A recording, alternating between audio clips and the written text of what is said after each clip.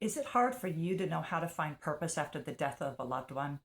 It can be so difficult. I get it because I lost my daughter 7 years ago. Today, I'm going to share with you 5 practical steps that helped me find new purpose and things that you can do to help you find purpose after your loss. In this series on how to get unstuck in grief, this is the third principle and way for you to move through your mourning towards healing and even hope again. The Bible says we're fearfully and wonderfully made in Psalms 139. God definitely says we're unique. Our fingerprints show it, our handprint shows it, which is more what they use today.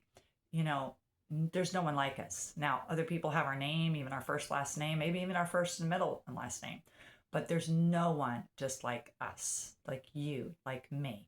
So with that, God has a purpose for each and every one of us. He's put different gifts and abilities and talents into each and every one of us. So the package deal of who we are, even on the inside, not just our physical body, is unique.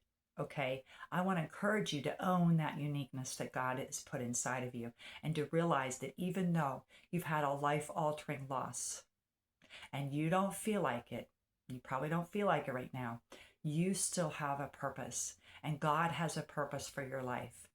I had to realize a popular verse that I used to hear quoted a lot, thought, yeah, I've heard of enough. God showed me I needed to own that. And it's Jeremiah 29:11. So I'm going to read it briefly. For I know the plans I have for you, says the Lord, declares the Lord. Plans to prosper you and not to harm you. Plans to give you a hope and a future.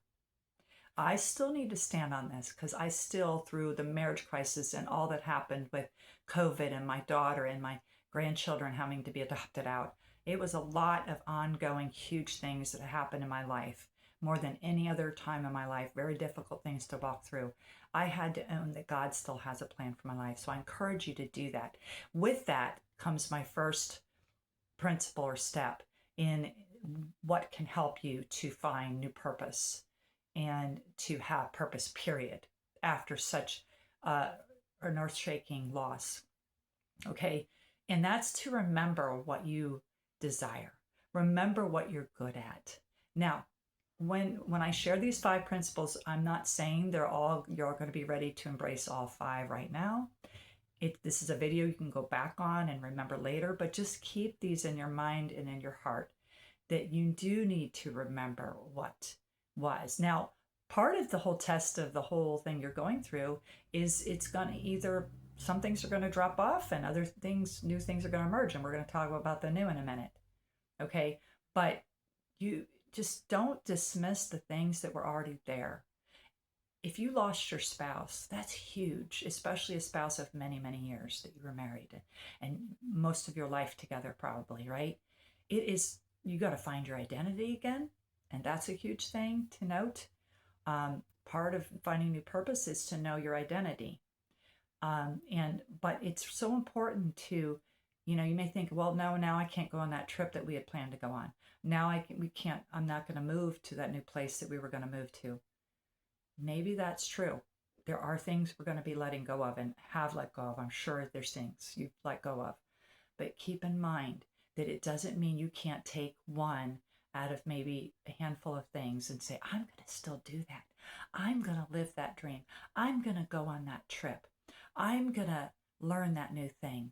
And I'm still going to get certified in, as a coach, life coach, or, I'm going to learn that new skill. I'm going to be the artist that I want to be. In fact, art, by the way, can be so huge with healing. Okay. And what your grief can come out and you can process it through your art. So just keep in mind that what you used to want, the desires that still are there, don't dismiss them. Okay, here's to touch on mine. And by the way, my first part of this purpose, I share mostly about my story. But one thing that emerged that was there before Heidi died, before the lockdown in 2020, was that I wanted to be a speaker. And I had a lot of lies and a lot of lack of confidence because of things from childhood in the past telling me that I couldn't be that, but I wanted to. Well, that desire didn't go away when she died. In fact, I said, Heidi's going to be my next speech. I even asked my instructor, should I move my story and change it over to be for my daughter? And he said no. And I kind of knew he was right. In fact, I wasn't ready for at least another year or so to even begin to even process and write out my story. Okay, so it wasn't time yet, but that's how much that desire was in me. And I didn't dismiss it, y'all. I embraced it. And I said, this is going to even more move me into my desire and ability to speak to audiences online and in person. And it did launch me more into it. So I want to encourage you with that, okay? Don't dismiss the things you used to desire automatically. Some things will drop off, but the things that stay, notice them, write it down, journal about it. What we write down and what it reinforces that possibility of it becoming true. Tell someone, okay? So that's my first principle. So I want you to please comment something that you wanted to do before the loss of your spouse or your loved one, your best friend, or whoever you lost that was so dear to you. Tell me, what is something that you can think of right now that you want to do, that you still want to do or you did want to do? Okay, and put it in the comments because I want to share that with you and encourage you to go forward with that. Okay, so my second principle has to do with looking for new awareness. Okay, I just talked about the things of, that were already there before the loss and the life-altering loss you went through. But now, what are new awarenesses? Again, I'm not trying to push this, but this is something that some things may emerge. They definitely can emerge. They emerge with me. For me, this new drive to help people with grief. I want to help people. I knew I wasn't the only answer and by any means, but I wanted to help people with their grief and support people. And I had that strong new desire to do that after she died. Not right away, but it did emerge within even the first year. So I went with that desire. I didn't discount it. I went with it, and it emerged even more through a coaching program that I was in for a year. And in that coaching program, part of what we learned to do was to have our own summit. And I had helped people with trauma in the past, although it didn't go through a lot. I had done ministry and helping people with trauma, but I also decided to include the grief. So I did on trauma and grief. And that brought it even more that this was now a new calling in my life. So that emerged, and I didn't ignore it. And instead of dwelling on all the lack of support that I got, partly due to COVID, I said, I want to be a support to others. I'm not going to dwell on all the lack of support right now. I want to be a part of supporting other people. So grief can open your eyes to needs you didn't notice before, or needs you haven't acknowledged, or totally brought into your conscious thinking. Because I realized that in college, I took a grief class, and I don't know how else to put it, but that I was like drawn to it. And so my mom died the year before, and I've said this before, but it didn't bring all this forth. It took my daughter's death to kind of bring it up out of me. But then I realized much later that I had kind of a heart for grief and to understand grief better and to learn more about it. So yes, so just keep that in mind. And again, journal, write it down. If you get new ideas, if you have new desires, share it with somebody you trust that's safe, and mentor or a coach. You may want to get one-on-one help because of being stuck or feeling stuck, or bottom line, you just want to move forward and you need to keep moving forward so you won't get stuck. That's very healthy. I encourage that. So I am a life coach, and I offer this, and you can do my assessment and then move into my grief clarity session that is in the link of this description, and also on my banner and many other places in my website too. So, but please, that's a wonderful thing to work through with a coach. I had one of my clients from the past, an older woman who was definitely like in a deep pit, her whole family was not used to this because she was such a strength for her family, and it was the loss of this wonderful husband that was so wonderful to her, and it was devastating to her. But she came to me. She went to our support group, and she came to me for help one on one. And I remember her just saying, thinking she didn't have any gifts. She told me things about her past, so I was like, oh my gosh, some of the things she had shared at previous jobs, it was amazing.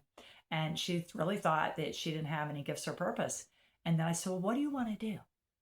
And she said, I want to do hospital visitation ministry. I said, then move forward and do it. And I encouraged her, and she shortly after began to do it, and she is still doing it today. She is a leader underneath the leader. And just one of my beautiful stories of somebody thinking that they didn't have gifts or purpose and didn't have that clarity. But when they told me, I said, what is your desire? Boom, it came out. So sometimes we need that one-on-one to help get that out of us. Okay. So I encourage you to reach out and do the assessment, and you'll get into my email list, and we'll talk about it further. Okay. So moving on to my third principle here is invite God in. Invite him in.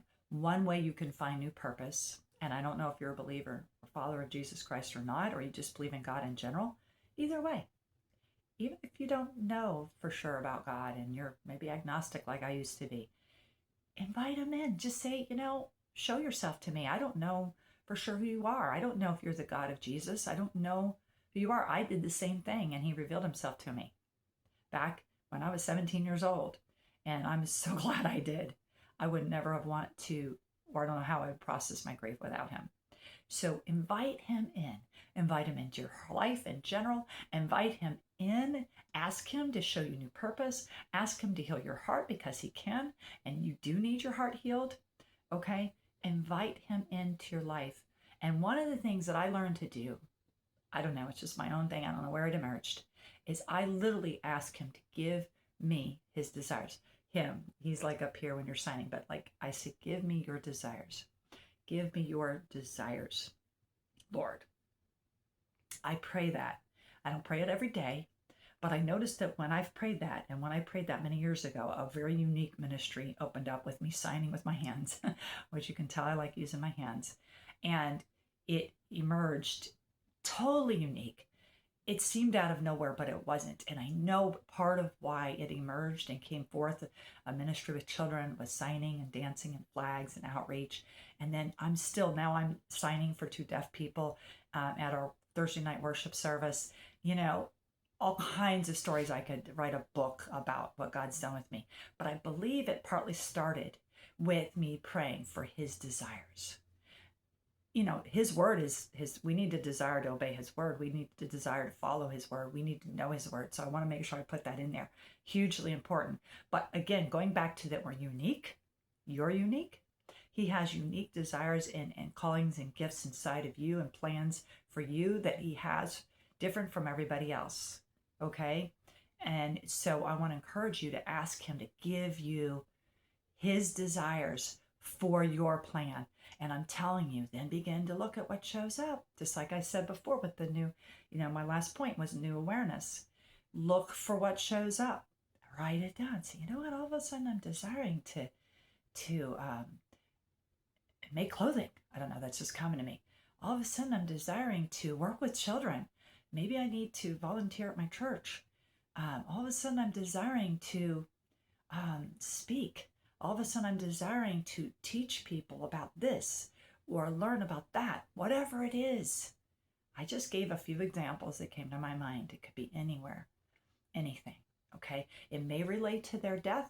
It may not relate to their death.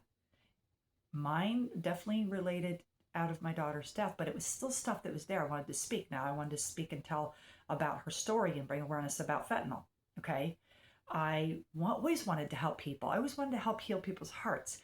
All of a sudden, with the grief, I now had a specific way to help people's hearts be healed.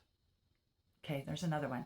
So invite God in and just recognize what happens. Tell somebody, share it with somebody safe. Share it with me if you get with me as a coach or another counselor or another professional, whoever. But you definitely should share it with somebody and ask them to pray for you. And, we're going to move into the next point, which is now making this even more practical. But just ask God. He'll do it. He's done it for me. He'll do it for you. Okay? So I'm excited to see what he shares. Please tell me, comment, go back, and even after this video, when it begins to emerge, go back in and comment or reach out to me and PM me on Messenger. At Julie Kettles is the best. Just straight up Julie Kettles. Okay? But I'd love to hear about what God does in your life. It becomes exciting, and it gives you purpose, and it gives you new hope, and it makes you feel important and valuable. If you've lost a child, that can also rock your world and your identity. Your spouse can rock your identity. All these things, especially if you're a caretaker for a spouse or a parent. Okay?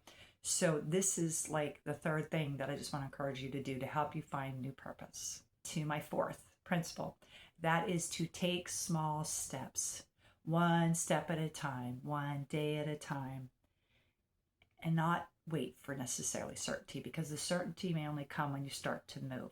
I'm very much about that movement. We've got to move. We don't have to be as fast as anybody else. Don't compare yourself to others.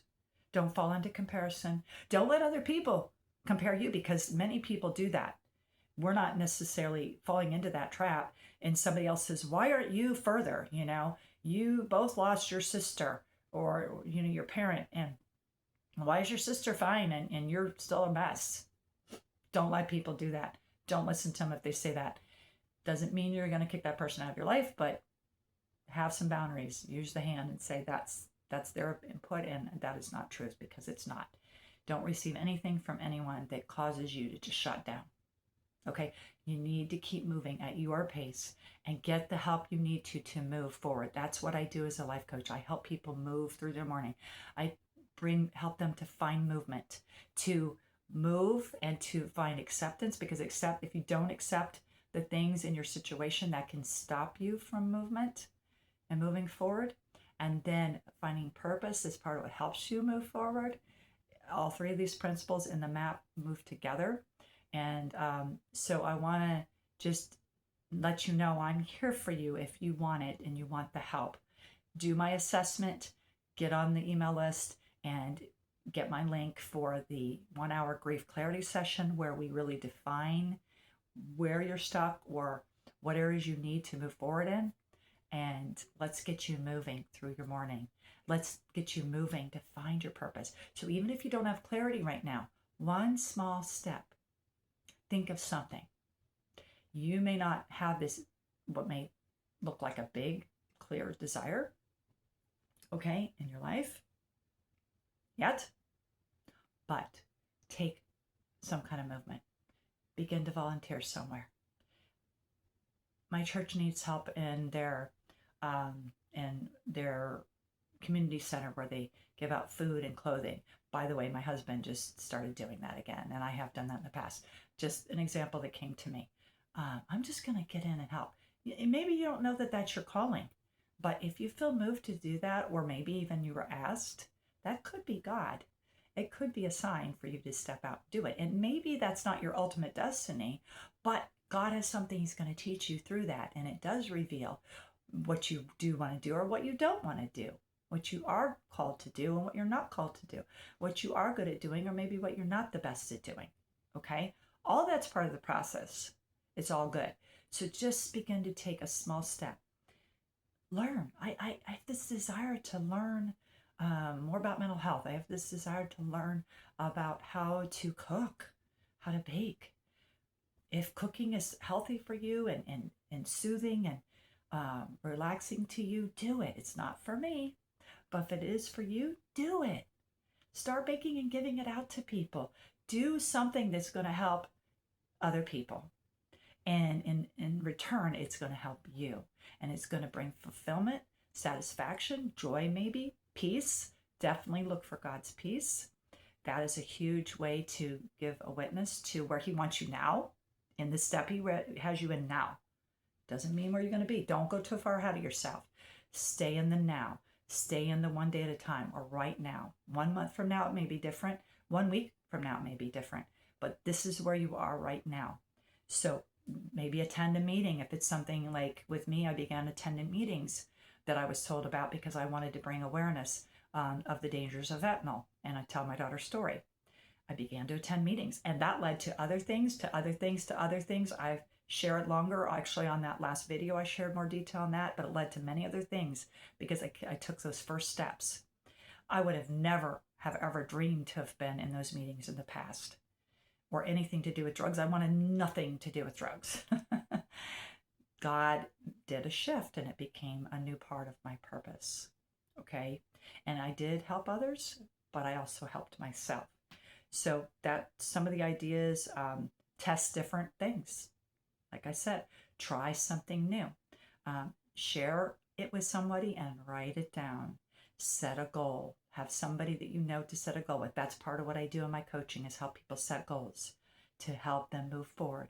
We talk about the past. We talk about the grief. You got to get it out. I give you ways to get it out. And right along with that, we help set goals, bite-sized goals that you can handle. Okay, so those are some different things. Learn, volunteer, go back when you're ready to something you are doing, but also understand that you may have dropped already and you should be dropping things or letting some things go for now because it's too much for you. You can only handle so much. That is absolutely normal. So I have other videos about all that. I just want to say that here though. I'm not here to push you to do a bunch of new things. You also have to know what to step back on. Maybe you were volunteering in a certain area in your church or an organization, and you need to step back from that for now. Okay, so this is all taking it one step and learning what's best for you right now, and that's good and that's permissible, and God works in that. Okay, so that is, I ended up this last year starting to substitute teach. I thought it was crazy when I signed up for it. It ended up being a God thing, and I really enjoyed it. And I'm continuing it in 2 weeks when school year starts. And who knows what that's going to lead to. Just thought I'd throw that in there, something new, 6 years even after the loss, and the ongoing working through the loss of my grandchildren who are alive. So I am still grieving. It doesn't end. So the fifth one, really, I kind of already touched on, but it's kind of the testing of it. Of when you are beginning to take those steps and do something new, either pick up something that you did stop for a while, or maybe a long time ago you used to paint and now you want to get back to painting, whatever it is, just understand, give yourself some space to kind of test that out. Some different things you're testing is whether you have peace, whether it's helping you. Do you feel stressed out when you're doing it? Probably not the best thing for you to do now, or maybe at all. Is it helping? Do you get joy from it? Do you get satisfaction from it? Do you feel joy from it? God witnesses a lot of things with excitement and joy. And I've kind of learned that when I'm excited, it's probably his joy. And he says the joy of the Lord is our strength. So, test this out. Is it really helping others? Because somewhere, not that there's self-care too, that's completely just for you. Okay. And self-care is huge here too. But is it helping others? Is it a door that's opening? And if it's just, it may be something you are called to do and you want to do, but maybe the timing isn't yet. So if the doors don't seem to be opening or it feels like you're forcing it, maybe it's not time yet. Maybe it's something to sit on and pray more about. Okay. But test that out when you're finding the new purpose, because you don't want to force this and you don't want to be stressed out or struggling or upset, because now you're adding to your grief again. There should be a lightness about it and a joy about it and peace and those kind of things. Okay. Others are confirming it to you. They're encouraging you. That doesn't always happen directly, but that's a lot of times a confirmation to keep going. And as long as you have those good things, keep going as you're ready to. Then you may do it for a little bit and then go, wait a minute, I'm a lot more grief is coming up. I'm in a new stage in my grief and I need to go get one-on-one help from a professional or somebody, and I need to sit back and step back. I have done that, absolutely. There's times I wasn't doing any speaking. There's times I wasn't doing any coaching. And sometimes I got frustrated about that, but God was showing me it wasn't the timing. Sometimes I step back on things. Okay. For at least a year or something, I wasn't doing any signing or dancing. And the day that I started getting some joy back and started wanting to move my body, I knew it was another step of healing and progression in my grief. But I didn't make myself do it, even though it's really a part of me and you'd have to tie my hands to stop me typically. It's not a surprise. I didn't really want to do it for a while. I was not moved to. I was grieving big time. Okay, so this is what I wanted to share with you, with you all. I hope it was helpful. Please let me know if this was helpful in any way. I love comments, and share the video out with somebody else, because this is a huge piece that a lot of people need. Many people feel stuck. Many people are stuck, or maybe they feel stuck. That's all subjective, by the way, to some degree. But yes, share it with somebody. And thank you for being a part of this channel. I hope you take the assessment that's at the top of this video, and or set up the grief clarity session with me. And if you haven't taken the assessment, we'll do that too, because it helps us it gives us some things to work with. All right. God bless you. I'm Julie Kay, helping you find your way through grief and loss. Bye-bye.